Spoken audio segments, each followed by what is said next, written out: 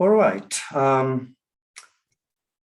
Decoloniality represents for Latin America the detachment from Eurocentric bases of power, the disengagement from the logic of modernity and an epistemic alternative. Or at least it should become an invitation for us to consider other possibilities of reading the world we inhabit. As foreign language teachers in formation, we need to support from theoretical and epistemological positions what we do as teachers. That is why from our program, we organize these seminars. We hope that this space will be very useful and contribute to our growth as people and as teachers. So I see that we have some students, some colleagues, our guest speaker, and also our director is here. So le doy la palabra a Diana, el micrófono, para que ella nos dé apertura a nuestro evento. First of all, I want to thank you and Edison for organizing this talk. I want to thank Professor Adriano de Alcântara Oliveira for being here, for being so generous with his time to share some ideas with us. And I want to thank all the people that have also decided to stop what they're doing and think about these different ideas and take a few minutes to reflect on the importance of teaching and other aspects of teaching. So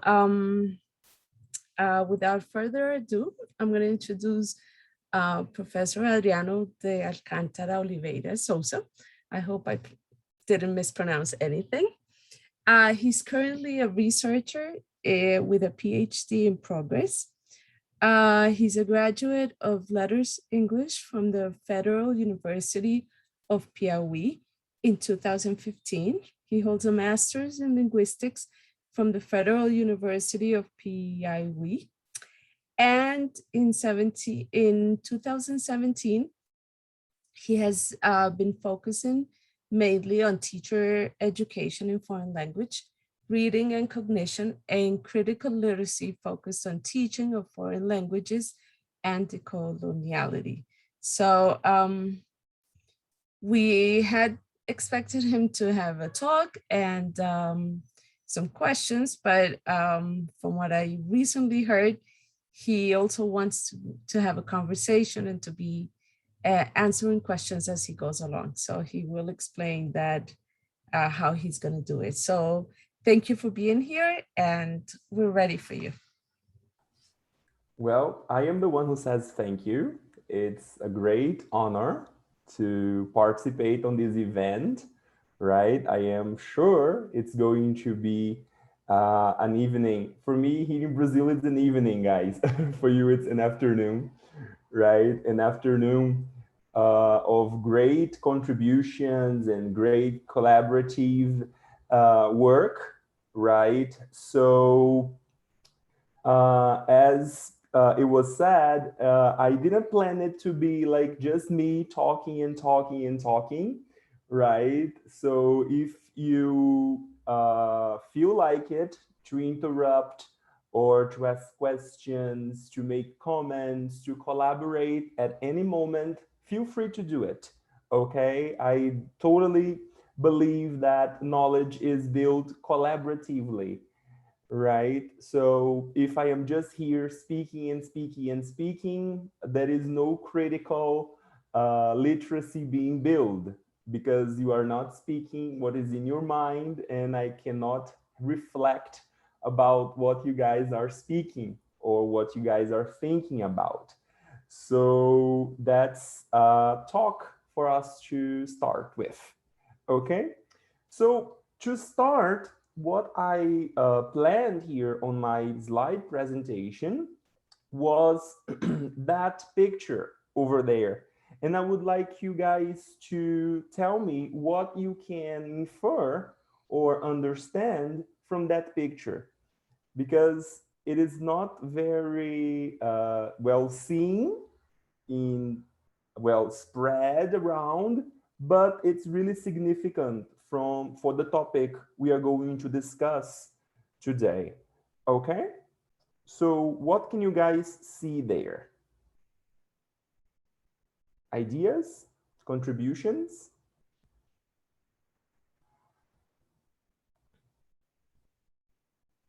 I think you guys are a little shy. No problem. So guys, you can see it, or you can infer from it that we have, yes, it's a map, right? And the map is upside down. Okay, it's the map of South America. All right, and again, it's upside down. So the South Pole is on the top and the North Pole is down. Actually, not the North Pole, but the Ecuador Line. Okay, so what is this first idea? It's to give a different perspective of things, a different perspective of aligning ideas. Okay, so it's realigning the South on the top and the North not necessarily on the top. So we rename this classification of global North and global South, giving it a new classification. Okay, actually, it's not a matter of giving the South the much more importance, but giving it a voice. Okay, giving it a voice, not making it invisible. So that is basically what we're going to. This is starting point. Okay, the first step of our global South ideas. Okay, and the decolonial studies. During the presentation, I'm going to go through what we are going to go today. But basically, it is about the colonial studies and in direction to critical literacies. And of course, how that can help us as teachers of English, right? As educators in general, okay? As citizens in this world, okay? In the next slides, you are going to see people who research in this area, okay? And you are going to give a look, because sometimes we see only the names and we don't know the faces of these people. Sometimes it's important to know them a little bit further. But the master, the headmaster of this group is the first one who is there, which is Walter Mignolo from Argentina. Okay, and the others are great contributors. For example, Arturo Escobar from Colombia and United States. As you can see, some of them, they have two nationalities. So they have been eradicated or they work in different places. Catherine Walsh, who worked with Paulo Freire back in the 90s. Henrique Dussel and Aníbal Quijano. We're going to talk a lot about Quijano's idea of coloniality of power. Okay. On the next slide, you see some more decolonial researchers. For example, Nelson Maldonado Torres, who is from Puerto Rico. He is who designed the idea of coloniality of being and coloniality of knowledge. We are going to comment about those concepts today too. Maria Lugones, who passed away last year, who is from Argentina and the US, but is a great researcher about feminism and about indigenous contributions to our society. Santiago Castro Gomes and Ramon Grossfogel, who are the designers of the first biggest, let's say, the first handbook that was created about the topic that we are also going to comment today, which is the Giro del Colonial.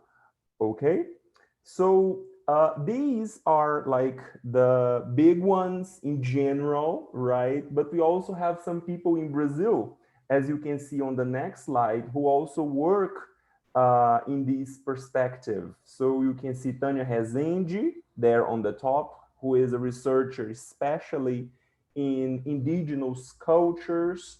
You can see Juliana Martinez and Clarissa Jordão, who work together at the Federal University of Paraná here in Brazil, who also study about rhizomatic thought and these kind of different perspectives of cognition, and Rosane Pessoa and Limário Menezes de Souza, who are great contributors to the decolonial theories and decolonial studies here in Brazil. This is just to mention a few. There are many others, and you guys can remember some, of course. Okay, but going ahead, I asked some questions for us to start brainstorming this presentation. Is the world we live in a fair place? Do all people have the access necessary to have good job opportunities? What about education? Do people have access to education all around the world? Do people have access to soap? If we think of pandemic times, we know that all the time people are saying you have to use to wash your hands with water and soap. But do people have the access to soap?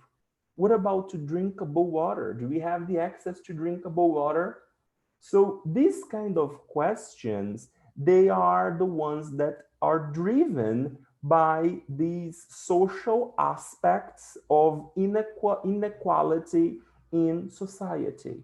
And the next question is, what is to live in a society in which there are so little with a lot of power and a lot of powerless people? So these kind of questions, they are the ones that shake people in society, and they cannot be away from our classes. They cannot be away from the educational system, because if they are delinked, they are disconnected from reality. And we don't want our students to be disconnected to reality. We want them to be citizens of the world. We want them to be ready to the challenges the world has to offer. And the question, is there any way out, is basically the critical literacy's main objective. The step-by-step, what we're going to cover in this presentation are these two topics: decolonial studies and critical literacies. As you can see in the arrows, they are converging to one point, okay? Of course, this is symbolic, okay? They could be in different directions. They could be going up or down, or I don't know, but I decided to make them converge to have more expectancy, to see if you guys get the idea of having the two theories connected or not in the end of the presentations. Okay, so about the colonial studies, we're going to start with, this is like a trail, the step-by-step, what we're going to talk about. We're going to have a short history class so we can have a context of what is modernity and what is globalization. We're going to have the difference about colonialism and coloniality. So what is to decolonize, as we know the difference between colonialism and coloniality. So we comment about the book that I talked to you, El Giro del Colonial. Then we comment about the role of epistemology and ontology in this perspective of the colonial studies, the Abyssal Line and the knowledges ecology. There are two concepts from Souza Santos, right? And of course, there is a space for comments and questions that we can have your participation, but don't leave it for the last minute. You guys can interrupt me and ask questions, no problem. Okay? So let's start on the next slide, talking about modernity and globalization. To start with, I brought this picture that is very well known in history books, which is the first contact of colonization between the European people who got to the Americas and the Aboriginal people, the indigenous people who lived here in the Americas. So the first thing we have to have in mind is that those European people, they were driven by many ideas, many thoughts. Most of them, they were related to religion. So that's what made them, first of all, inhabit the United States and colonize, destroying basically everything here in Brazil and in the rest of Latin America. We have to remember the context in Europe that was related to Enlightenment, in which people had a lot of ideas though, about reason and scientificism and ideas from René Descartes of Cartesianism. So everything was supposed to be straight in the line, though life is not that way, and the colonial theory is going to have this conflict about Cartesianism. We had the idea of nation state. So if there isn't a nation state, it is not a good thing. We have to make a nation state, which is similar to what we see nowadays in Afghanistan and the United States occupation since the 1980s and 1990s. The idea of universalism and neutrality. So my law, I am a man from Europe, is universal because science is universal. So this same law works for you, though you are indigenous, though you are African and Black, though you are whatever, it's universal. And of course, it's neutral. It doesn't matter. It's a law of nature, so it doesn't matter. We also have to remember about capitalism, that is just in the beginning of capitalism. And when we talk about capitalism in the 16th, 17th century, we are talking about colonies exploitation. And the colonies exploitation has a huge repercussion in the future, which is our present nowadays, the questions we brainstormed a moment ago. If we think of ontology, we think of the modern man. So we think of the Eurocentral as the Eurocentrism, or the man in the center of all things. I mean, not any man, but the European man, the white man, the man male, not the woman, the man who is modern, not any other kind of man. Okay? The Catholic man, of course, not the Jewish or any other kind of man. Also, the hegemony and universality of thought, and the civilization's contact, as you can see in the pictures, that in the beginning was peaceful. Here in Brazil, it lasted for about 30 years. And then we had the huge genocide that we know nowadays. Okay? After this short history class, we have to understand that, on the next slide, please, we have to understand that modernity and colonialism, they are the two sides of the same coin. They are simply the same thing. They are interconnected in a relation that is so intrinsic, that is so unique, that it has no way out of denying it. So to be modern, it means to have slaves. To be modern, it means to kill indigenous people. To be modern, it means to have home in Europe and different possibilities in America, like having slaves and having killing grounds here. So it is nothing different. It's basically the two sides of the same coin. Okay? On the next slide, we can see the differences between coloniality and colonialism. What is the difference? Coloniality, actually, I will start with colonialism. You can see in the second picture about coloniality and colonialism there.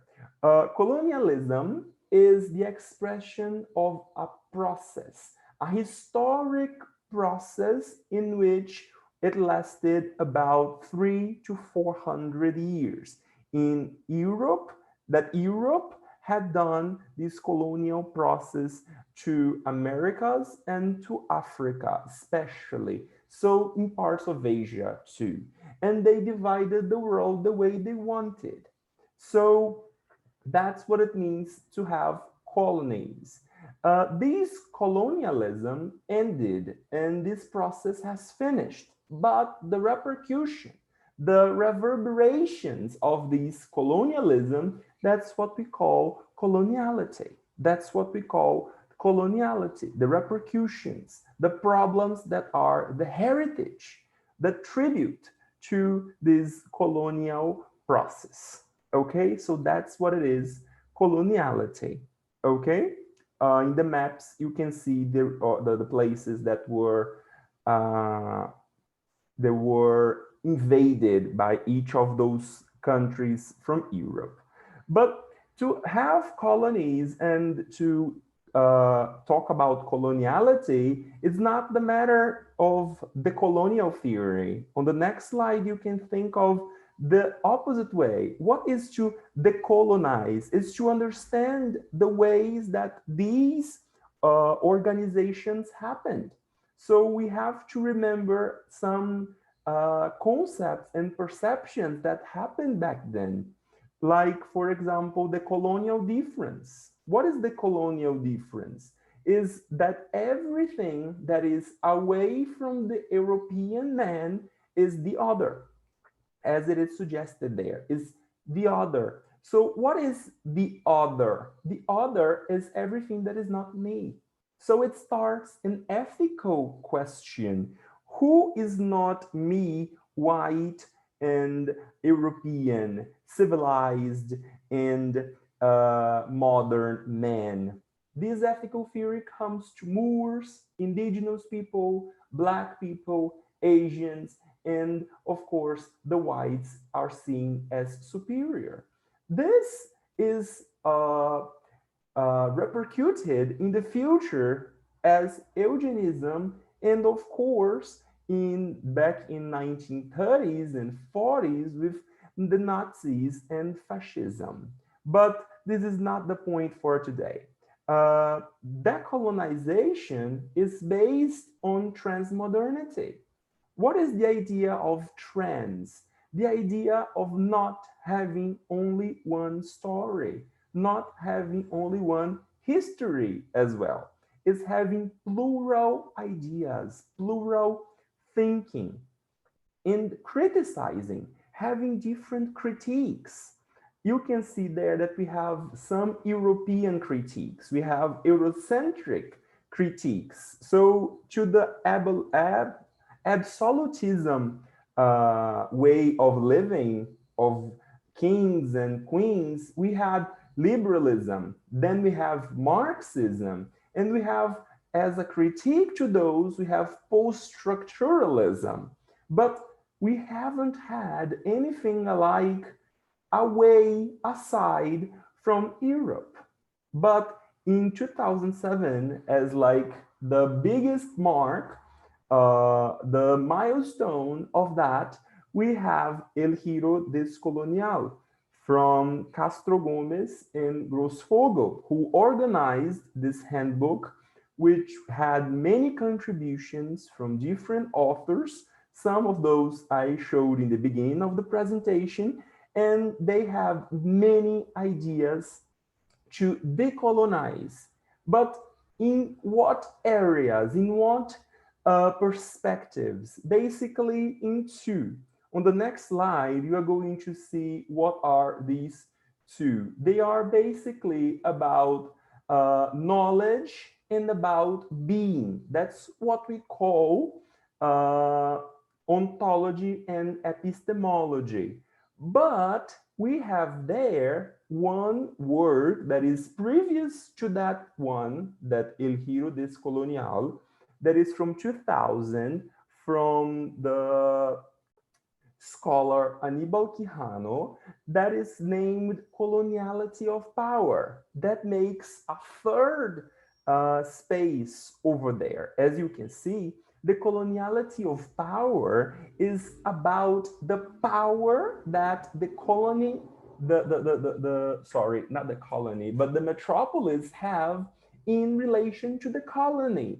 So they seem to be the center of the world. So if you see here in the picture, we have there Greenwich. What is Greenwich? Is this imaginary line that makes a border that is in the center of the world. Do you guys know where is located Greenwich? In England. Yes, in Europe. So what does that mean? It means that we, Europe, we are the center of the world. We made the center of the world. So we make the time zones as we want. So all of you are going to be referred to as references to our time. So we're going to be the 0. You are going to be here in Brazil. I am right now in -3. I guess you guys are -5 in Colombia, and so on. But all of us related to England. This is colonial. This is coloniality of power. The colonial difference is the coloniality of power. And the biggest thing of the coloniality of power is the race. It's race. Race is the most apparent thing that has in visual thing that makes people different, the colonial difference. The coloniality of knowledge is the validation of knowledge only from the European society. So as you can see there, we have Descartes, who said, I think, therefore I am. So me as a white man, I think, therefore I am. You as a black man, you don't think, so you are nothing. You are an object. You can be sold, you can be a slave. You, indigenous person, you don't think because you don't believe in God, for example. So you can be a slave too, you can be killed, there is no problem. Aside of this coloniality of knowledge, Maldonado Torres also designed the idea of coloniality of being that is related to the ontology.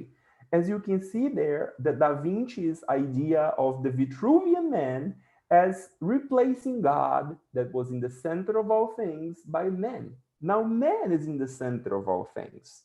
Man is the center and the measure of all things. Not women, not trans people, not gay people, not a black person, but man, a white European man. In the next slide, you're going to see a similar graphic, of course. There you see what is the colonial theory. Because in the first picture, now you see one more line there. That is the Ecuador line. And you can see there a tourist, of course, and he has 2 legs, one leg in the south and one leg in the north. So that is the middle of the world. He is in the middle of the world. But it is not acknowledged as the middle because Ecuador is in America, not in Europe. So it is not understood as in the center, not European, not validated. As you can see there in the coloniality of knowledge, in the second picture, you can see a black woman. This photo was taken in the city I am right now. And right there, she is doing an activity, of course, an agricultural activity that is not validated. This is not supposed to be scientific. This is not knowledge because it is not European. And what about the last person over there? The coloniality of being. Who is this man? Do you know who this man is? This man is Jean-Jacques Dessalines. He is a man from a revolution, but not the French Revolution. He is from the Haiti Revolution, of Haiti Revolution, as you prefer. Yes, he is not in history books. We don't see him very often because he is a black man, but it was the first revolution of slaves back in the 17th century. And the European countries, they wanted to hide this revolution so other countries didn't follow the same path. But it is very much important, though still today we don't study it, but we study the French Revolution, the British Revolution, the United States Civil War, and so on in our history classes. We teach that to our kids, but we don't teach, for example, any other kind of history. Okay? Moving ahead,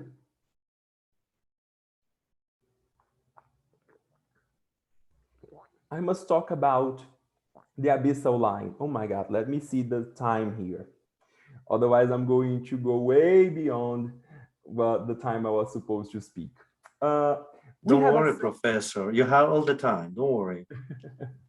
We have a saying that goes, abaixo da linha do Equador não há pecado. That would go in English like, there is no sin above the Ecuador line. So you can do anything. You can do anything. There is no law. There is no sin. So it is basically anything. The idea of subalternation goes to the other, and the binary thought. Okay, so the idea of having in our culture the binary thought excludes automatically any kind of other thought that is not binary.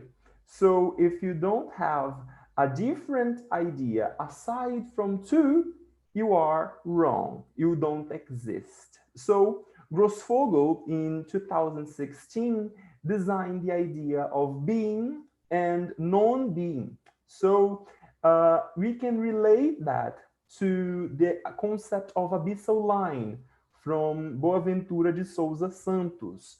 As you can see in the picture, he is from Portugal, okay? And he designed this idea of Abyssal Line. According to him, there is a line which is invisible, and this line also invisibilizes people.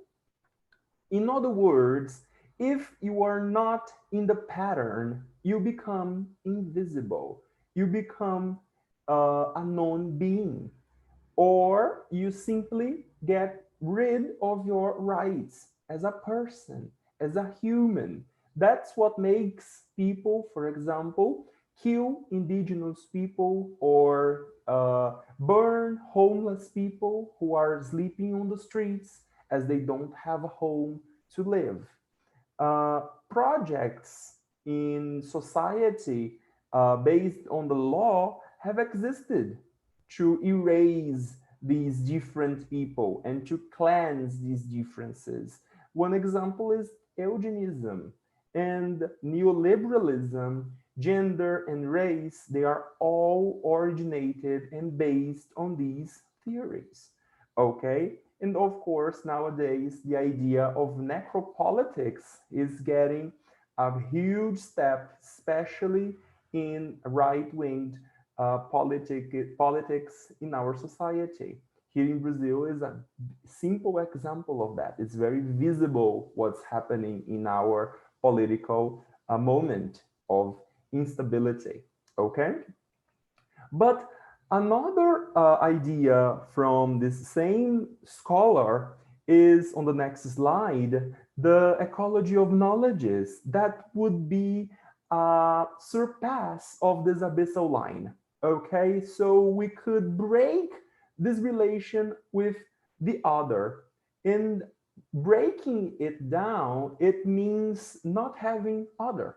Invalidating all kind of knowledge.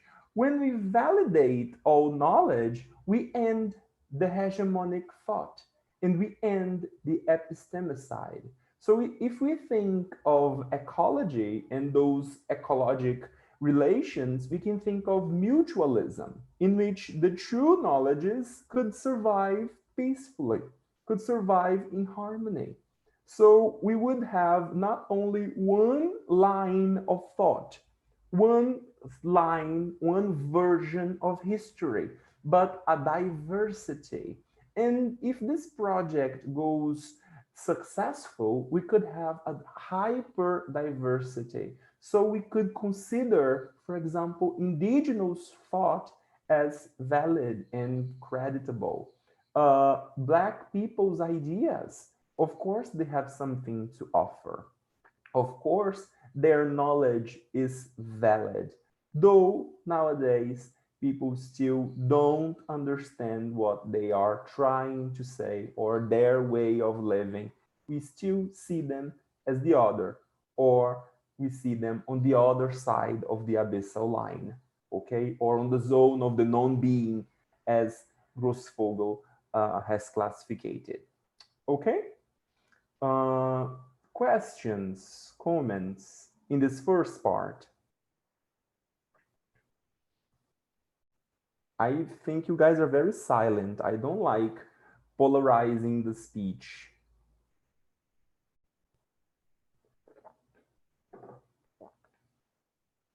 If there is no question, I have the idea of analyzing this image. When I put on Google Images, let's analyze this image. I put on Google Images question, okay, question. And the question mark there was this woman with these many question marks on the top of her head. And what it symbolizes. Why isn't it a man? Why is it a woman? Why is it a blonde woman with this amount of question marks in her head? Adriano. Yes.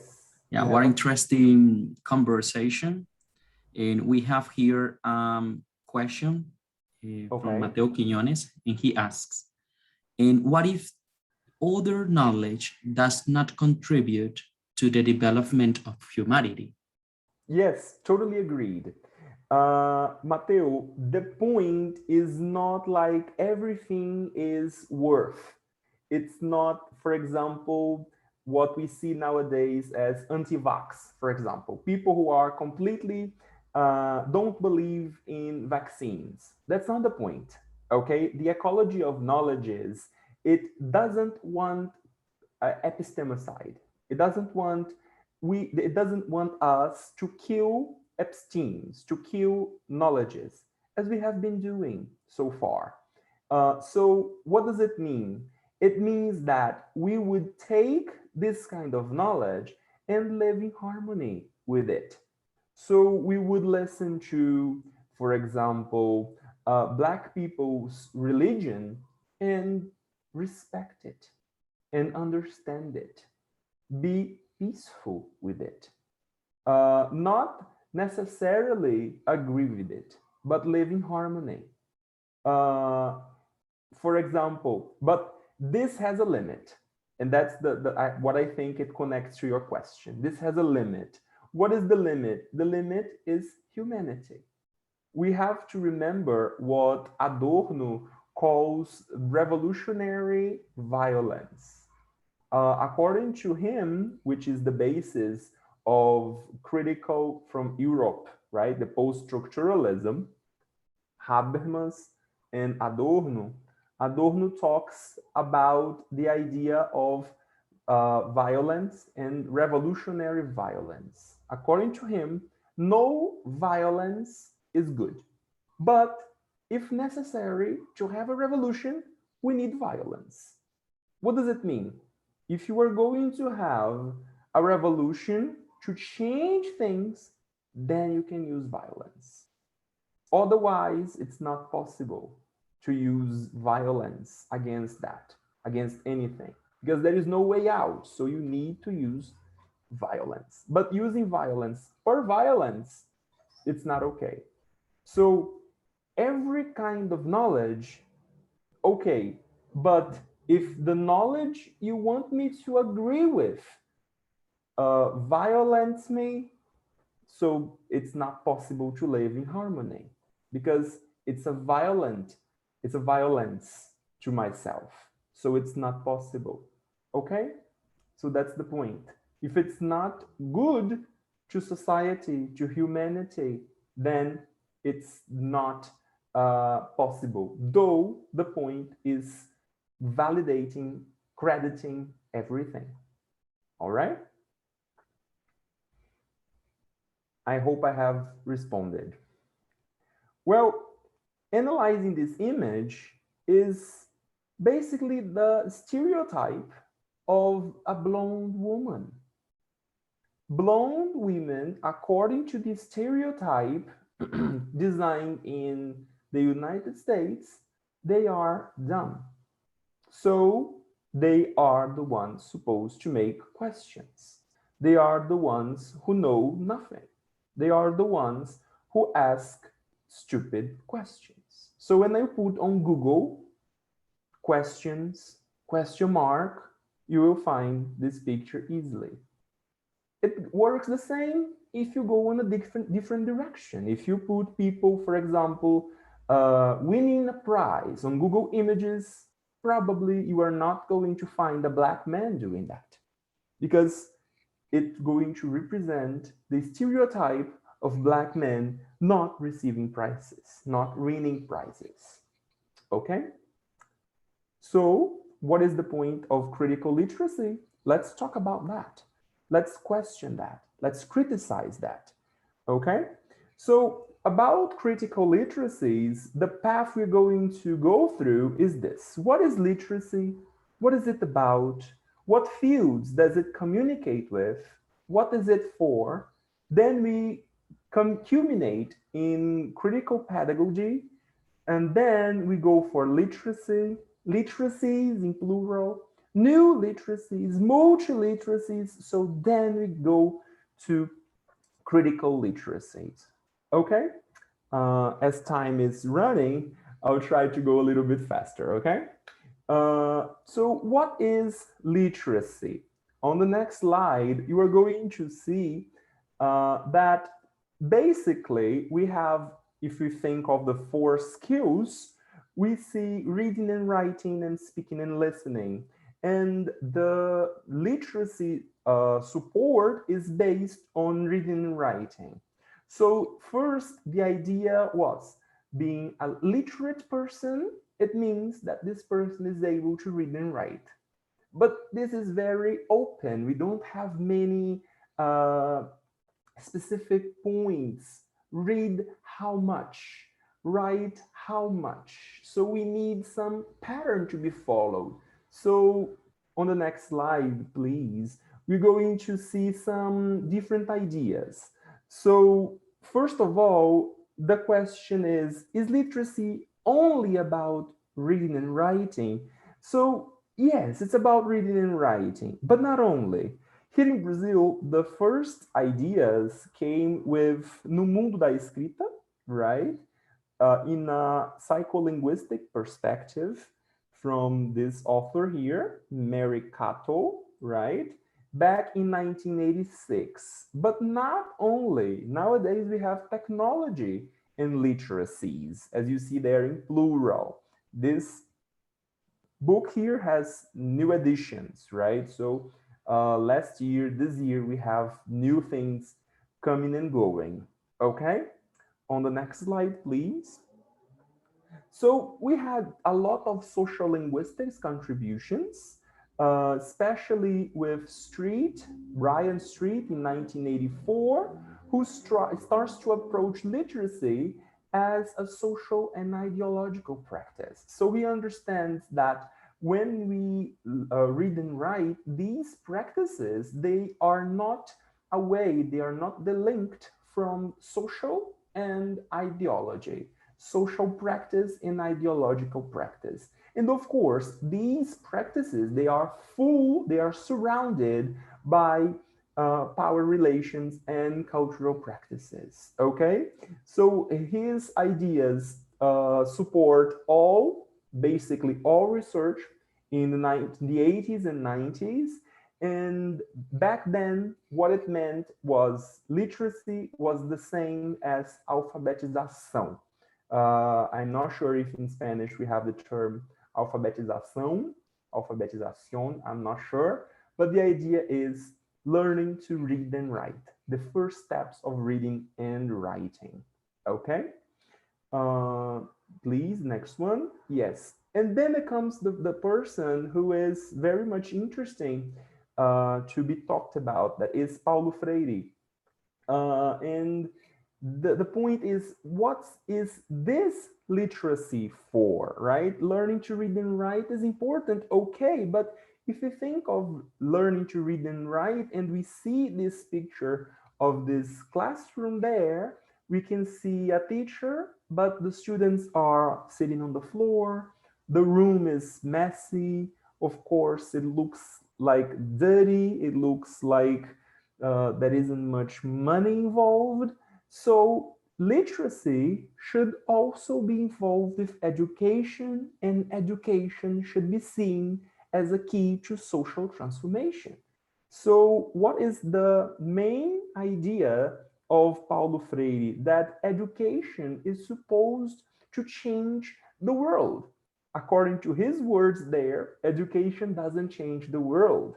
Education changes people, and people change the world. So that's the point. Reading and writing as literacy as a key to social transformation. Though Paulo Freire didn't mention about literacy. Okay, the nomenclature, the name literacy came only in the 80s, and Paulo Freire's ideas flourish only in the 70s. And in the 80s, he is not in Brazil due to the dictatorship coup here in Brazil. Okay. Also, he designs the critical pedagogy, right? That is worldwide known. A lot of people understand it as something completely new and something as a jump to freedom, right? And this is one of his most famous quotations, right? As education is not a jump to freedom, the oppressed dream is to become the oppressor. So you can see that in his speech, we have this idea of oppressor and oppressed. So this relation of subalternation is very much present. Okay, so according to the critical pedagogy, we have a difference between the technique of learning to read and write and critique, of being critical about the world. That means not delinking reality, our context, the poorness, the inequalities of the world, and education. Okay, moving on. So is that enough? We can see this graphic over there, a lot of different possibilities of literacy. So we can see critical literacy, information literacy, visual literacy, media literacy, digital literacy, multimodal literacy. There are many possibilities.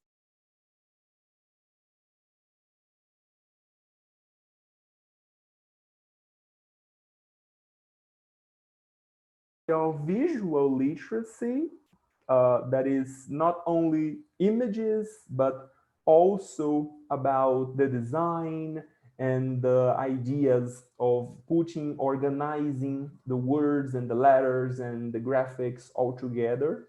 The new literacies that are coming on our ways that relate especially to technology and digital technology. And of course, nowadays, the idea of multiliteracy, of having all of those literacies together, right? Of having all of those in real contexts of usage in communication, okay? On the next slide, you're going to see some examples. For example, using an ATM. Sometimes you don't know how to read and write, but you can use an ATM and withdraw some money, right? But you have to know you don't need to know how to read and write to catch a bus. I know a lot of people who don't, but they catch a bus because they know the driver or they know the bus caller or something like this.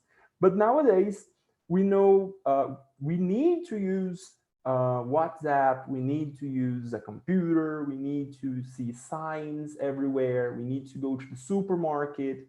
And these ideas of literacy, they are very important. They are very important in our daily lives. And of course, the critical component is there when you look at the picture of someone buying things and you remember that next month you're going to buy less things because there is something named inflation. And every month your money is going to worth less.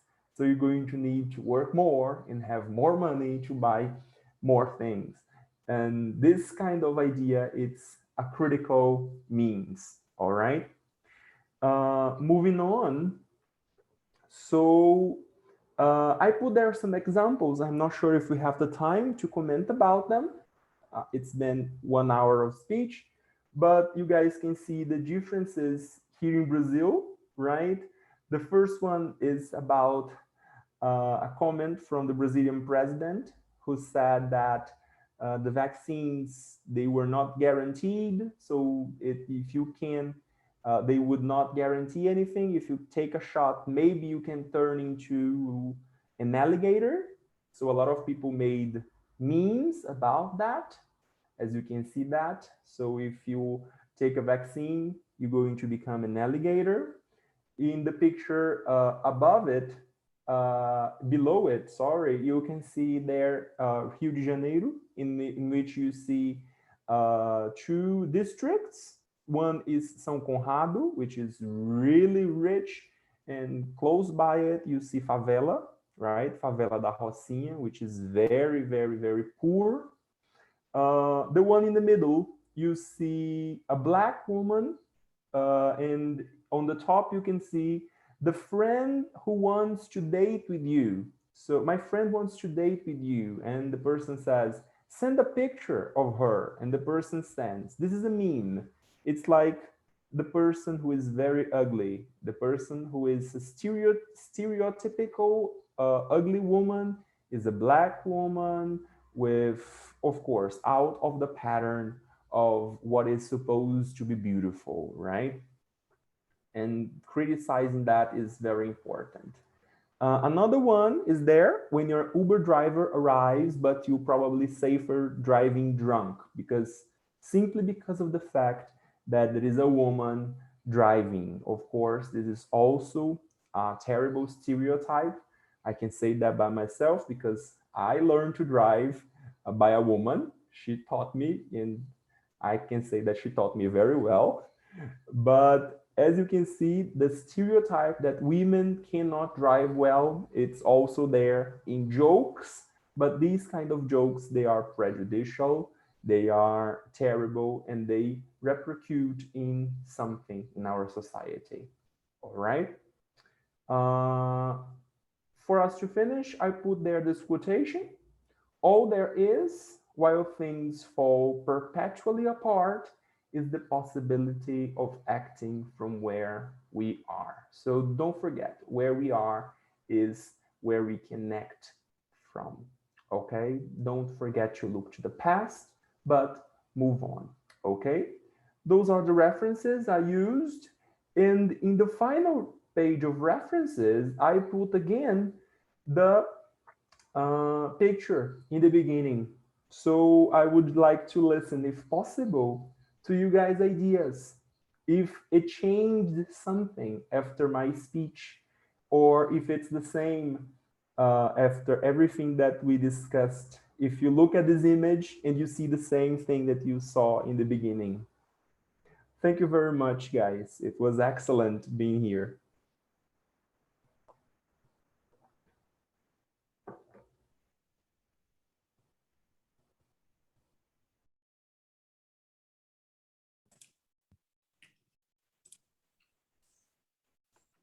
Okay, before starting with the question section, I'm going to share with you a link where you are going to evaluate this brilliant presentation. And I'm going to use our chat. Just a while, please.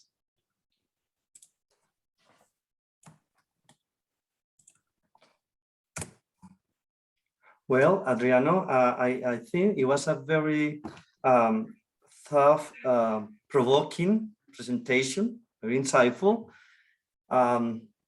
Thank you very much. And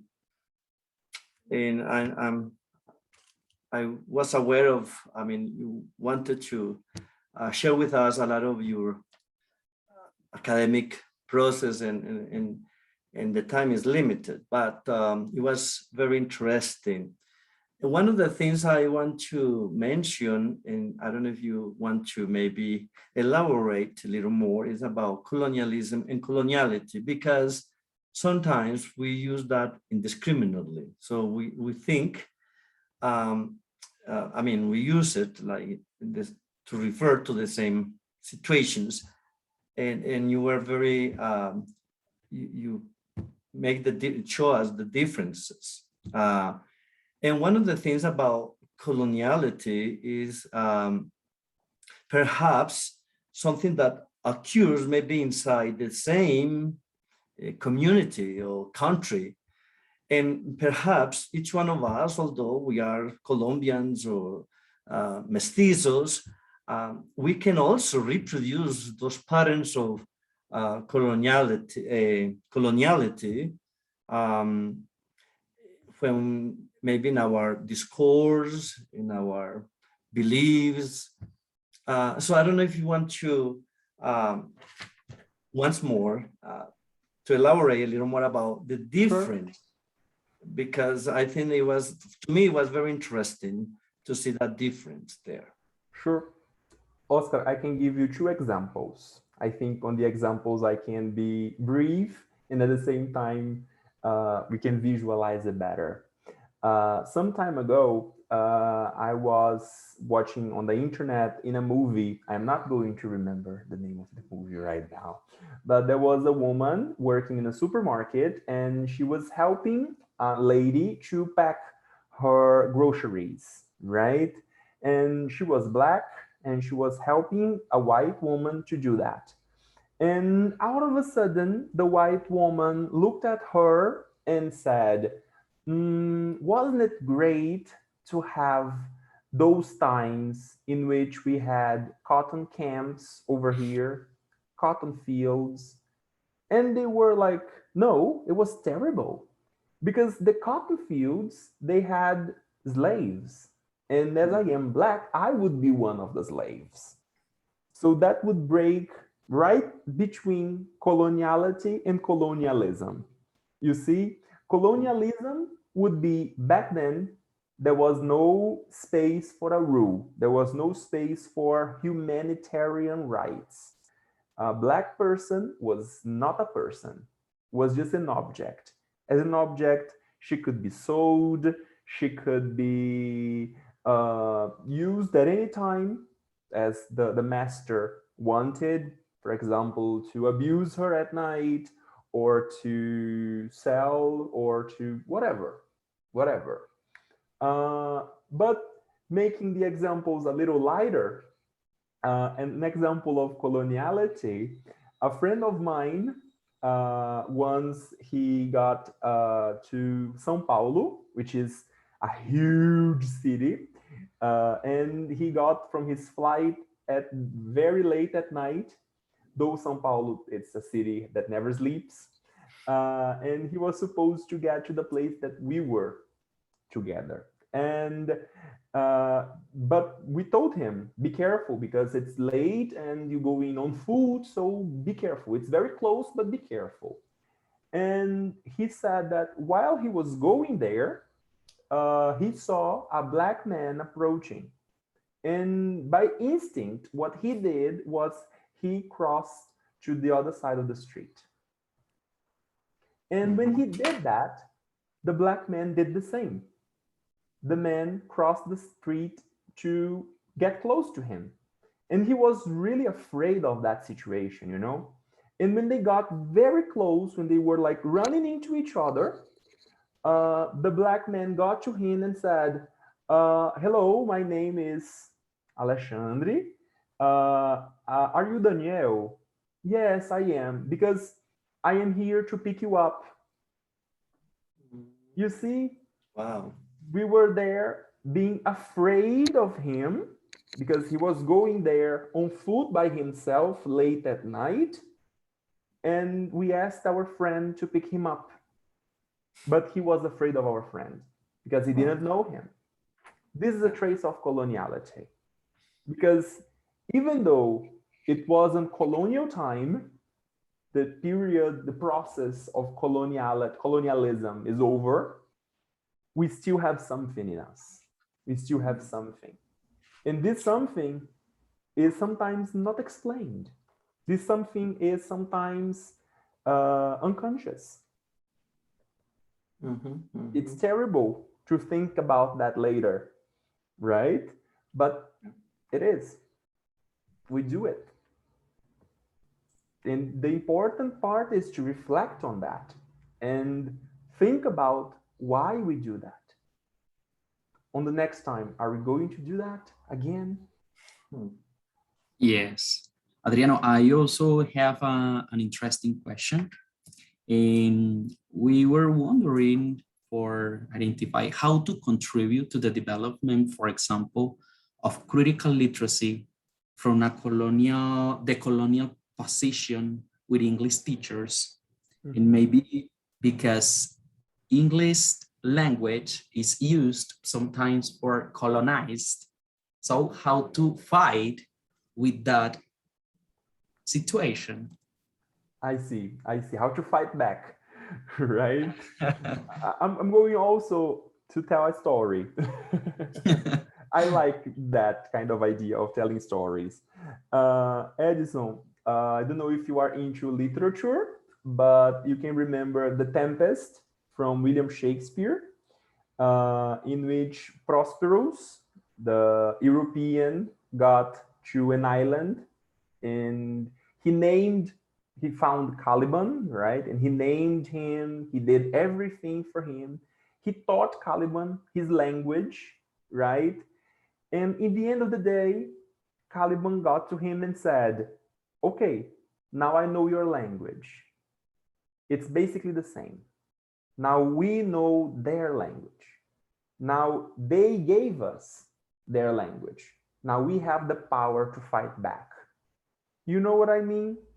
So if we want to, as we have their language, we have their power. We have the power to do what we want in their language.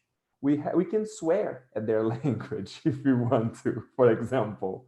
You see? But of course, we're not going to go on violence. But the idea of decolonization is basically that, is to show the world that we are also here. The point is resisting and re-existing, right? Because if we exist, if we are seen, we are validated. And we can do that in their language. Can you believe that?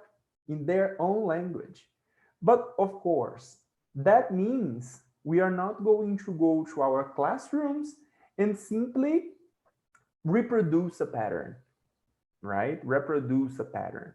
Because if we do that, we're going to be doing the same thing of the RP in Indians back in the 80s, right? Received pronunciation, right? On the phonemes and all.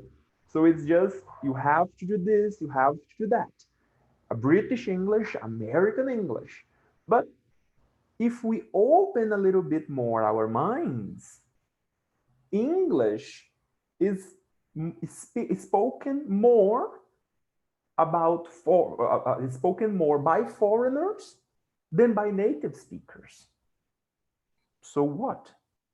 Who does this language belong to? Does it have the right to be a belonging? You see? we have the power to fight back. I'm sure we do. I'm sure we do. Thank you. Adriano, but in the same question, I can see that positive transformation or change that you present to the English learning and teaching and learning. However, and I guess in Brazil too, when policies are formulated to enhance or promote English learning and teaching, unfortunately, some of the native languages can be diminished and almost abolished by this idea that English is the international language that we all need to learn to be competitive in this globalized world. So tell us if you, I mean, I know that you've been talking a lot. And again, once more, muito obrigado. You've been, I mean, we are squeezing you, but anyway. No problem. No problem. So I don't know if you want to maybe elaborate a little bit about how you guys are dealing with these issues in Brazil. I mean, if you have some of those anecdotes or stories that you like to tell us, what is happening there in regards to English, maybe diminishing, abolishing native languages? Actually, the place I am right now, I am talking about the location. I live here in Brazil. We don't have Indians. First of all, we don't have indigenous people. What does that mean? It means the colonial hand was very strong here. That's what it means. It doesn't mean the indigenous people didn't live here before. It doesn't mean the indigenous people didn't fight here. It means that they were killed, basically it. So, Oscar, the point that is very crazy here in Brazil is that Brazil is sold as a monolingual country, that only Portuguese is spoken here. And actually, in Europe, a lot of people think that Brazil speaks Spanish because we are only one thing in America, right? So we are not different. We are only one big mass of countries, so we all speak Spanish. But aside from that, the last research that was made here in Brazil was that we had 293 languages, aside from Portuguese. That means almost 300 different languages. What does that mean? It means a lot of richness, a lot of richness. But this movement of engulfing, of swallowing these languages is very clear, very, very clear. Although it is not English, it is still Portuguese. It is still Portuguese. In the regions of contact with Spanish countries, then we have a lot of contact with Spanish. But in bigger cities like São Paulo, Rio de Janeiro, then English.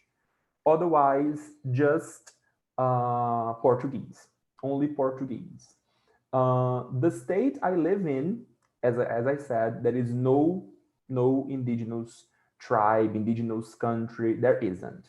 There isn't. And there is only one in the whole state. There is only one, how can I say that? Like a quilombola district. Do you understand what is a quilombo? Do you have the same word in Spanish? Quilombo. A quilombo is a place in which slaves and their descendants would refugee back in the slave period. So we have these spaces here in Brazil, and we have one here in Piauí. So we have this, and there they conserve, they preserve their language, their culture, their colors, their flags, and this kind of thing. But aside from that, it's simply Portuguese.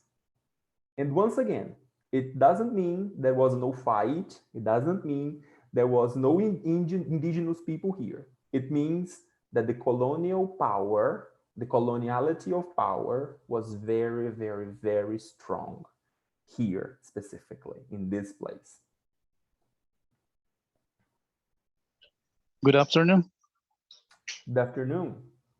First of all, Professor Adriano, thank you very much for being here. I have learned a lot in this like hour and a half.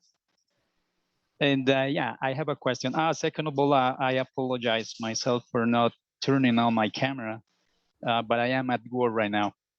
So, but hopefully you can see the picture while I'm speaking. Yes. Okay, I have a question though. We were talking about colonization and the decolonization process or something like that. And the question is, how are we going to decolonize our thought, which I think that because they already taken our land, so I think that they are trying to colonize our thoughts. How are we going to decolonize our thoughts if they keep like reinforcing the colonization idea through these neoliberal discourses spread by the IGOs, and by IGOs I mean the intergovernmental organizations like the World Bank, the UN, and the EMF, International Monetary Fund, and also the OECD, which is the Organization for Economic Cooperation and Development, and being this like the one involved in all educational processes around the world. How are we going to achieve that if they keep doing it through those organizations? That's an excellent question. That's an excellent question. Because it's not necessarily to have a huge organization to start doing that. We can start that step by step. We can start that with small things first, and then we can make it bigger. If you think, for example, of the violence that is created in teachers, for example, in some schools that obligate teachers to wear certain uniforms so they cannot express themselves in their bodies, or to cover because they have to cover their bodies because they have tattoos or something like this. This is a kind of violence. If we start moving this kind of violences, if we start discussing about certain topics that are not supposed to be spoken about, if we put on some decolonial lenses in our minds and in our students' minds, we can start making a difference. Another thing is to start critiquing. That's the most important part. And by critiquing, it doesn't mean doctrinating, right? What I mean is, ask the students, make a huge question mark, question them. What do you guys understand by this? Do you understand it? Is it what it is what it is? Or do you think this is fallacious? Or do you think this is tendentious? Or do you think this is this really reliable the way it is? Or it isn't?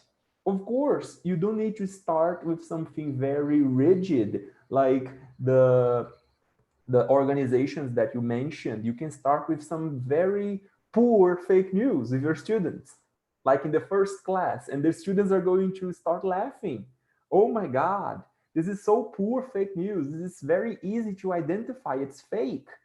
But sometime later, you can show them a text in which they're going to, yeah, so now this is saying it's good for me. But in truth, this is not very good. I can give you an example. Here in Brazil, we're starting a huge inflation problem. And one thing that is being affected is meat. And I have seen some people posting on the internet that we are the owners of the market. Because if we stop buying meat, meat is going to rotten and they are not going to sell. So the prices are going down. What does that mean? This is neoliberal thought. In part, it's true, it's not wrong, but you are really swimming against the tide because you're trying to convince me not to buy meat while there are many Brazilians who have no money even to buy rice that is way cheaper, or eggs that is even cheaper. So that's very difficult. On the other hand, when they say that we, population, we are the owners of the market, because there is this invisible hand that deals with the market, we are being responsible for that. Because in 1 month, the price of the meat is not going down, it's going up, because there is a huge inflation process. So who is going to be responsible? Not the government, but us, because we are still buying meat. You know what I mean? So they are trying to convince us, they're trying to persuade us on one thing that is partially true, but it's more complex than that. Simple things demand simple solutions, but complex things, they demand complex solutions. They demand complex answers. You cannot respond a complex question with something simple. Some people get happy with a simple response. That was a situation. Don't buy meat. But in the future, what is going to be the repercussion of that?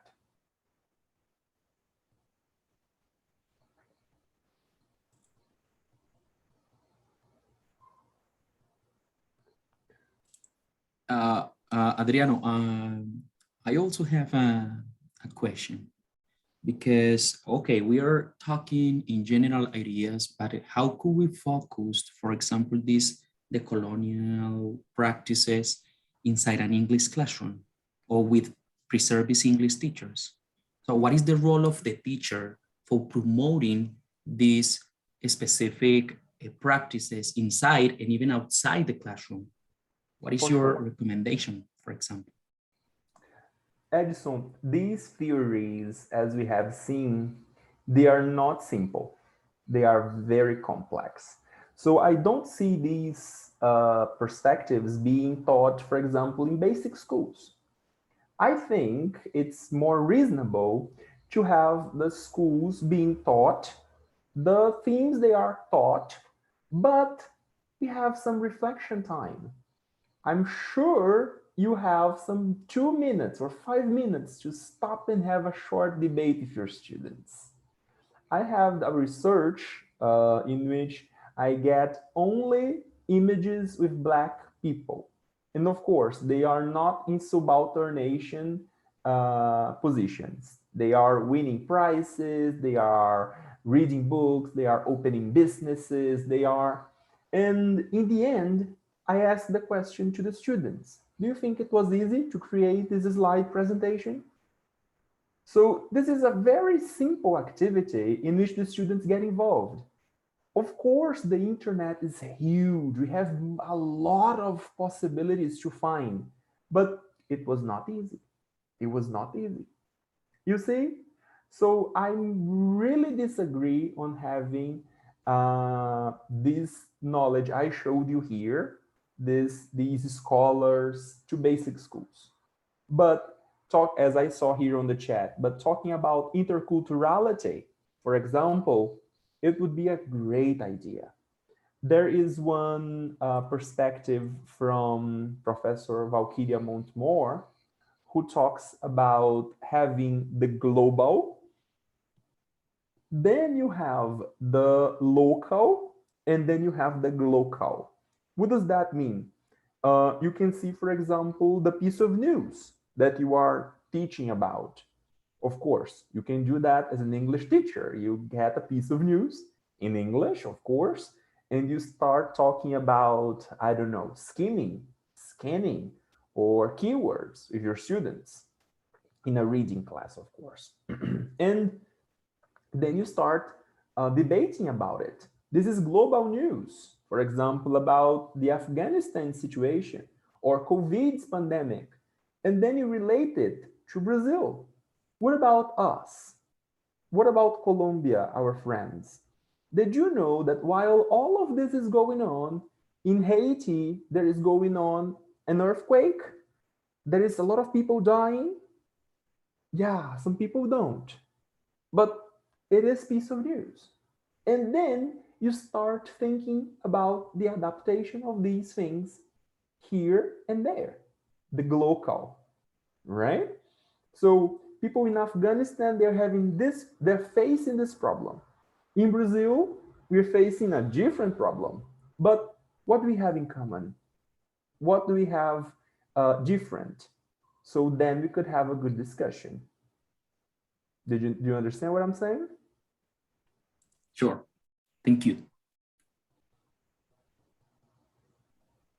I don't know if there is anybody there. That, Professor Marlon is going to talk. Yeah. Good afternoon, everybody. Professor Adriano, it's a pleasure to have you in this conversation that the program decided to have for our students. Okay, I am teaching at this moment sociolinguistics, and I really wanted to see some of my students, but I couldn't find them anyway. My question here has to do, the idea of we speaking English, yes, using English to communicate in this is already a submissive and colonial attitude. Yes, because we might have this conversation in honor to you in Portuguese. You are our neighbors. That's why we don't know Portuguese and how much Spanish you know when we are. Yes, this is like the effects of colonialism in our, yes.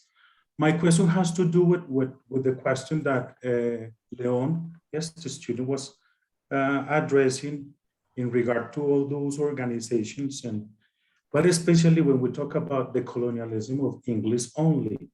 Yes, and there are two issues that I want to ask you. First, the role, yes, the British Council has played. Yes, what is your position? What do you think in spreading the English, in colonizing the English first in Asia, and now it's in South America? Yes, the British Council, because the Ministry of Education, this is a colonial attitude from our, yes, because this is a matter of power, yes, and I know one way is to decolonize is to empower ourselves, but anyway, the Ministry of Education in Colombia, it's gave all the rights and the power for the British Council to administer and organize the languages in Colombia.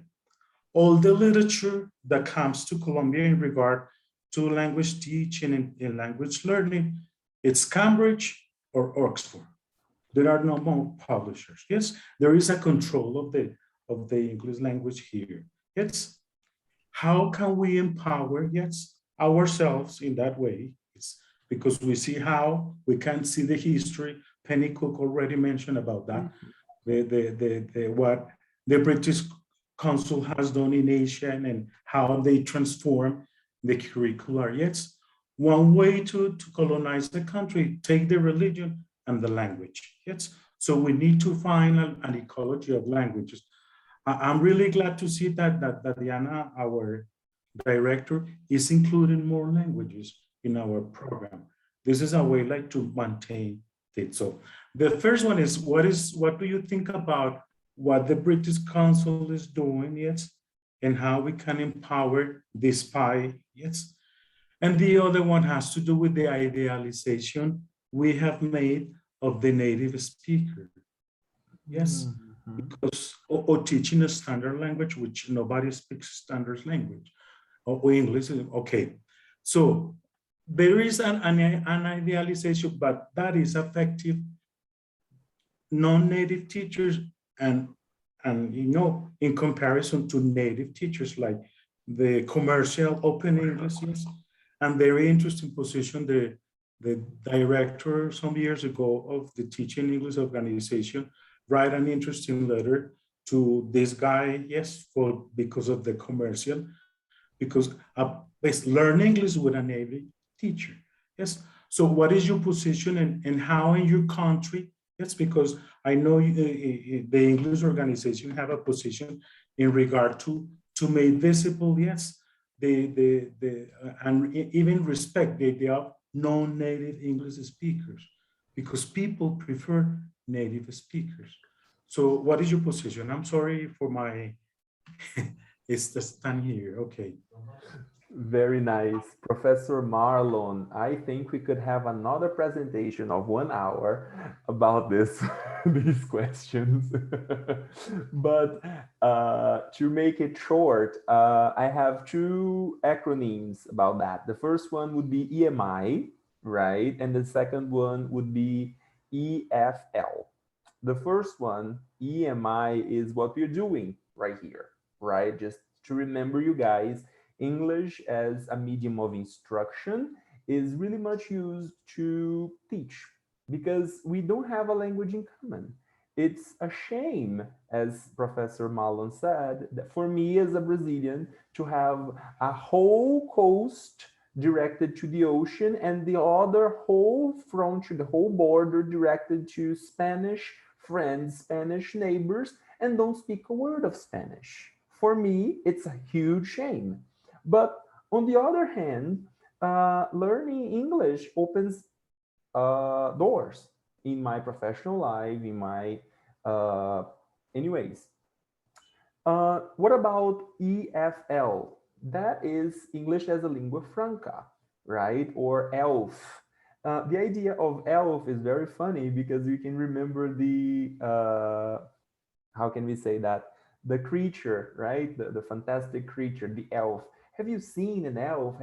What is this English as a lingua franca? And then it comes to the second question of yours related to the position of the centrality of the native speaker. But before going there, I'm going to go back to the first question of the British Council, okay? The position of the British Council is very simple. I can see it as coloniality of power. I can see it as simply as a hand, a branch of what the colonial empire of the British Empire has done to the colonies. What it has done in the first glance when they got to India, what the first thing they have done, you're going to speak English. But as the American English was already there, you're not going to speak American English. You're going to speak British English. So what we're going to do, we're going to send lots and lots and lots of phoneticians, a lot of people to speak there, which they're going to teach in institutes specialized in pronunciation, only for you guys to speak as closely as possible to British English. And they do, because they were taught that way. They were forced. That is colonialism. They were forced to do that. They were imposed to do it that way. All right.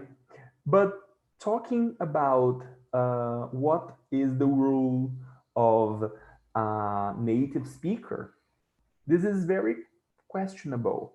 What is a native speaker? Because I had a teacher some time ago because he was from Cameroon, a country in Africa, and there they speak English and French. And of course, he speaks one of the tribal languages. I don't remember the name right now, but he calls his country Cameroon. And in classes, he would say Cameroon. And he would speak, for example, past participle instead of past participle or past participle. But what is wrong with that? He is a native speaker. He is a native speaker. But what is the central of a native speaker? Is when a native speaker is a standard native speaker. That is the one we teach. That is the one we teach. When we talk about native speaker, we are talking about the northwest of the United States, and we are talking about the southeast of England. We are not talking about the countryside of England. We are not talking about the countryside of the United States or the West, for example, in which people sound like they're rednecks, for example. This kind of thing, Professor Marlon, it's very, very, very difficult to put in our students' heads. Very, very difficult. Because when the first thing they ask us when they get to class is, what is the English you are going to teach me? And we can say English. I love saying I teach Brazilian English. I speak Brazilian English. It's Brazilian English because out of a sudden, I'm going to speak one word that is differently from the standard. It is different, and you guys are not going to find it in any other way. Some time ago, I was teaching with a native speaker, which was a crazy idea from the United States Embassy, who sent some people here to Brazil, but they were graduated in different areas, but they were supposed to teach English here. And they got to classes, and I was teaching phonetics. And I started teaching about homophones. So I started teaching about protest and protest, the noun and the verb. And he was, but it's the same. And I was, if you go in the dictionary, it's not the same. So you guys have to choose. As native speakers, you guys speak, you guys make a dictionary, you guys make us learn the rules, and when you are teaching, you guys come here to my country and tell me it's wrong. Come on. Now you guys are going too far. But just for me to finish, Walter Mignolo has one concept that is very, very important. That is the epistemic disobedience. That is like the most important thing for me, the most astonishing thing for me of the decolonial theory. We have to be disobedient. We have to be disobedient. And when I'm talking about disobedience, it's not like going away and breaking everything. No, it's not that. It's in small things. In small things, we can make a difference. We can make a difference. Instead of having a class with everything so correctly and beautifully, why not having a class with, for example, chewing gum in your mouth? So your students are going to listen to your English a little bit corrupted in a while. Or having some noise. Nowadays that we have in online classes, it's impossible not to have noise, right? Of buses going around or cars going around. But it's real life.